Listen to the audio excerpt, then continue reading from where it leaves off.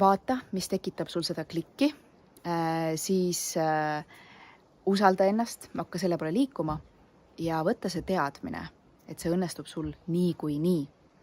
Ja kui peaks olema elus tuleb asju ette, siis mis aitab mul teha neid riskantseid otsuseid, on ka teadmine, et ma võidan igas olukorras, ma võidan niikuinii, isegi kui see tundub esialgu läbi kukkumisena või asjad hakkavad venitama, siis ma tean, et asjad juhtuvad alati minu jaoks.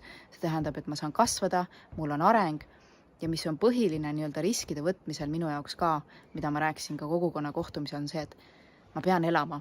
Minu keha läheb kohe errorisse, kui ma ei tee asju selle järgi, mis mind tõmbavad, mis mind inspireerivad. Ma jään haigeks või siis ma ei saa ka minna seda teed, et ma sunnin ennast midagi tegema.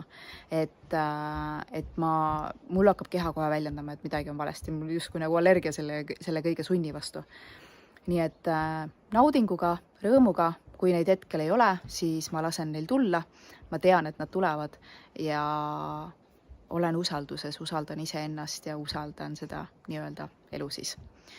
Aga kui sinul täna veel seda usaldust ei ole, siis kuidas mina olen selle endas leidnud? Läbi nende harjutuste, kus ma olen õppinud iseennast rohkem väärtustama